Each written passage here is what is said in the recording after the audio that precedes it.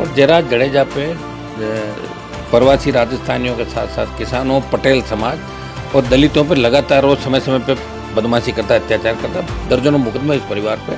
मैंने गृह मंत्री जी से टाइम मांगा है कि भाई इस मामले के अंदर गुजरात सरकार इस केस को सीबीआई को रेफर करे। कोशिश हम करेंगे इंडिया अलायंस मजबूती से मामले को उठाएं, क्योंकि मैं भी इंडिया अलायंस का ही पार्ट हूँ। लेकिन वो नहीं उठाएंगे तो मैं इसको उठाऊंगा। अरे कहाँ है विपक्ष? हमारे जैसे लोग हैं जो ईडी सीबीआई इन लोग चीज़ों से नहीं डरते। बड़े लोग हैं, वो इन चीज़ों से डरते, लड़ाई नहीं लड़ सकते। सतीश पूनिया जाट प्रदेश अध्यक्ष रहे हैं, लेकिन ना कांग्रेस बोल पा रही है, ना यहाँ की सरकार बोल पा रही है, और दोनों स्टेटों में बीजेपी की सरकार है। अगर चाहें तो यहाँ के सीएम कर सकते हैं, उनसे बातचीत कर सकते हैं। चाहे तो जगदीप धनखड़ कर सकता है, उपराष्ट्रपति देश का, जाट कोटा में बैठा हुआ है, वहाँ का गवर्नर भी जाट है, उसको मना करेंगे करने की। क्या वजह मानते हैं कि तो कमजोर लोग हैं ना, वो कमजोर लोग अपना टाइम पास कर रहे हैं। जिन्होंने पूरे जीवन लोगों का थूक अपने हाथ में लिया, हमारे नागौर के नेता थे, जोधपुर के थे, मोहनलाल सोगाड़िया थूकता था, वो उसका पान थूका हुआ हाथ में ले लेते थे। वो कौन थे सीएम बन गए थे? बने थे कि सीएम? नमस्कार, मैं अजय कुमार, आप देख रहे हैं बोल हिंदुस्तान, और इस वक्त हम हनुमान बेनीवाल के पास हैं।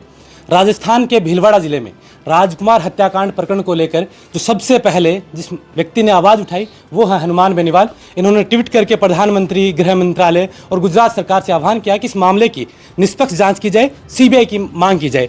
लेकिन गुजरात सरकार में और प्रशासन ने इस पूरे मामले को, प्रकरण को एक एक्सीडेंट का प्रकरण बताया है। इस पर जानते हैं कि अब हनुमान बेनीवाल और उनकी पार्टी क्या इस मुद्दे पर स्टैंड रखती है। बेनीवाल जी, वहाँ तो सरकार ने स्पष्ट कर दिया, प्रशासन ने स्पष्ट कर दिया कि तो एक्सीडेंट का मामला है।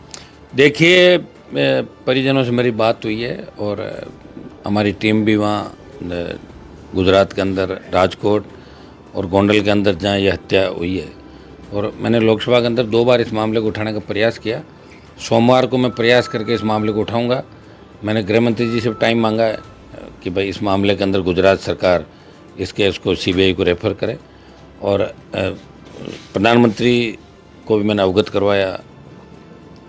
प्रयास हम कर रहे हैं कि या तो स्पेशल टीम बन के उस पूर्व विधायक बाहुबली जो जयराज सिंह जडेजा और उसके बेटे का नाम आ रहा है, और चूंकि पुलिस के अधिकारी अलग अलग बयान दे रहे हैं, गुजरात पुलिस अलग बात कर रही है, वहाँ की जो स्पेशल टीम है वो अलग बात कर रही है, कोई एक्सीडेंट कह रहा है, कोई इसको हत्या कह रहा है। निश्चित रूप से हत्या, जिस तरह बॉडी मिली है, जिस तरह की वारदात हुई है और जिस तरह की घटना लगातार घटित हुई और जिस तरह परिवार खौफ के अंदर है, डरा हुआ है, और जयराज जडेजा पे प्रवासी राजस्थानियों के साथ साथ किसानों, पटेल समाज और दलितों पर लगातार वो समय समय पे बदमाशी करता है, अत्याचार करता है। दर्जनों मुकदमे इस परिवार पे।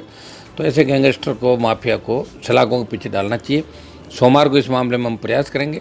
मैंने लगातार दूसरे दलों को भी 4 दिन से मैं कह रहा हूँ, आज दे रहा है, दुरुस्त है। कुछ दलों की नींद भी खुली है, तो ठीक बात है। कोशिश हम करेंगे इंडिया अलायंस मजबूती से मामले को उठाएं, क्योंकि मैं भी इंडिया अलायंस का ही पार्ट हूँ। लेकिन वो नहीं उठाएंगे तो मैं इसको उठाऊंगा, और इसमें दूध का दूध और पानी का पानी होगा। इस परिवार को न्याय मिलेगा, इस परिवार को सुरक्षा मिलेगी।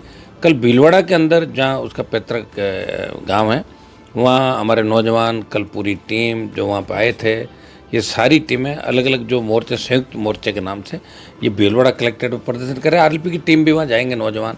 सर्व समाज 17 तारीख का सर्व समाज से भी मैं कहूँगा कि भीलवाड़ा के अंदर ज़्यादा से ज़्यादा संख्या के अंदर जाए।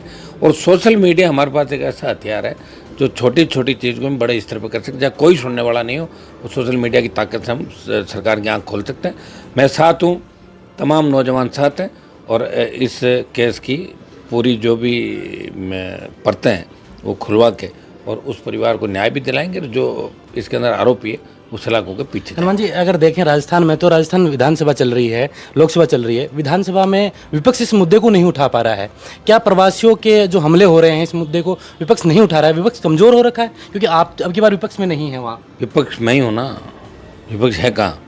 कांग्रेस तो बीजेपी की दलाली कर रही राजस्थान के अंदर। देश में यही हालात है। कांग्रेस को नहीं देखा आपने कि 7 में से 4 जगह जमानत जब्त हो गई कांग्रेस पार्टी के उपचुनाव के अंदर। सारे पेपर लीक की घटनाओं से, जेल जाने के डर से हाथ जोड़ के बीजेपी नेताओं के घरों पे धोख लगाते हैं, चक्कर लगाते हैं।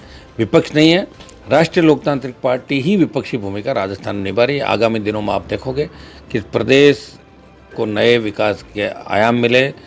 ये जो जवानों की चाहे रोजगार की हो, किसान की बात हो, पेपर लीक की घटनाएं, बढ़ते अपराध हो, इसमें राष्ट्रीय लोकतांत्रिक पार्टी मजबूत लड़ाई लड़ेगी। बजरी माफिया का भी इलाज अगर किसी ने किया तो आरएलपी ने बजरी माफिया का इलाज किया, किसानों को सस्ती दर पे अब बजरी मिलेगी। ये राष्ट्रीय लोकतांत्रिक पार्टी के संघर्ष का ही परिणाम था कि बजरी माफिया घर पे ईडी और सीबीआई आई और ताला देकर भाग गया। ये आरएलपी के संघर्ष का परिणाम। ठीक है, राजस्थान के लोग अभी तक जागरूक नहीं, वोट में कन्वर्ट नहीं हुए।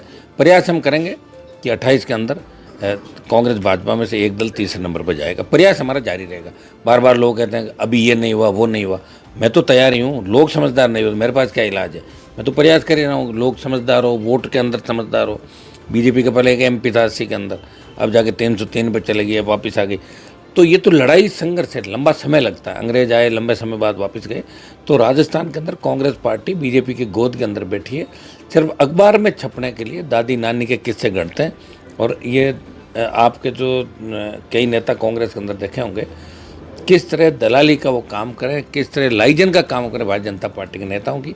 मैंने सब लोगों को देखा, जब गहलोत की सरकार गिरी थी उस समय की कांग्रेस को भी देखा, इस कांग्रेस को भी देखा, इंडिया अलायंस के अंदर भी हम बैठे वहाँ भी देखा।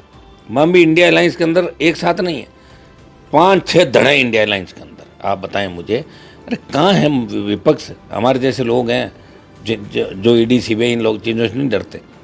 बड़े लोग हैं वो इन चीज़ों से डरते हैं, लड़ाई नहीं लड़ सकते। एक तरीके से देखें तो आप पर बार बार विपक्ष के लोग जाट समाज के नेता होने का आरोप लगाते हैं कि आप एक ही समाज के नेता।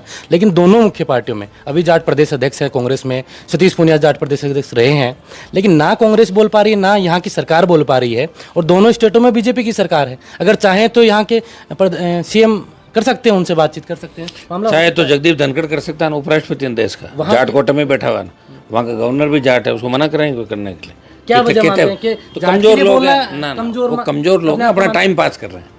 उनको अपना टाइम पास, वो अपने आप को दूसरे तरीके से मानते हैं। वो सोच रहे हैं कि बस हम जाटों से ऊपर उठ कर अब उन 7 स्टार उनके अंदर आ गए और अब हम राष्ट्रपति बन जाएंगे, प्रधानमंत्री बन जाएंगे। वो उसके अंदर लगे हैं। उनको जाति से कोई मतलब नहीं, जाति का काम ले लिया जितना लेना था। मैंने कई नेताओं से बात की है जो ऑफ कैमरा ये कहते हैं कि सामाजिक मुद्दा हो जाएगा, टैग लग जाएगा। तो क्या हो गया? टैग लगने से क्या हो जाएगा? मेरे लग गया ना टैग, क्या बिगड़ गया? MP होना और कौन सा प्रधानमंत्री बनना है? बनेंगे कितने लोग बने। अच्छा, जिन्होंने टैग नहीं लगाए, जिन्होंने पूरे जीवन लोगों का थूक अपने हाथ में लिया, हमारे नागौर के नेता थे, जोधपुर के थे, मोहनलाल सोगाड़िया थूकता था, वो उसका पान थूका हुआ हाथ में ले लेते थे। वो कौन थे? CM बन गए थे। बने थे कि CM? आपके शेखावटी के बहुत से नेता थे ना, जो कांग्रेस बीजेपी के लोगों ने दलाली करते, मुख्यमंत्री बन गए क्या? ऐसे नहीं बन सकता मुख्यमंत्री। जाट जब अपनी हिस्ट्री भूल जाएगा, अपनी स्टाइल भूल जाएगा, तो फिर लीडर नहीं रहेगा। उसको तो लीडरशिप उसकी जब ही मानी जाएगी जब अपनी कौम के साथ साथ शोषित पीड़ित दलित। मैंने लोकसभा के अंदर कहा कि जाट हाईकोर्ट जज होने चाहिए, मुसलमान, मेघवाल, यादव, गुजर, मीणा बने, मुस्लिम बने, जाट भी बन रहे हैं। तो लड़ रहा हो ना, क्या हो गया? लड़ते लड़ते हार भी जाएंगे तो क्या फ़र्क पड़ जाएगा? नाम तो रहेगा। एक चीज़ अगर देखें, जब से आप सक्रिय राजनीति में आए हैं, स्टूडेंट पॉलिटिक्स से, और जिस मुद्दे पे आपने आवाज़ उठाई है, जिस मुद्दे के पीछे आप लगे हैं, उसमें कामयाबी आपको मिली है और ये पूरा राजस्थान जानता, प्रदेश जानता है, अब तो देश भी जाने लगा है।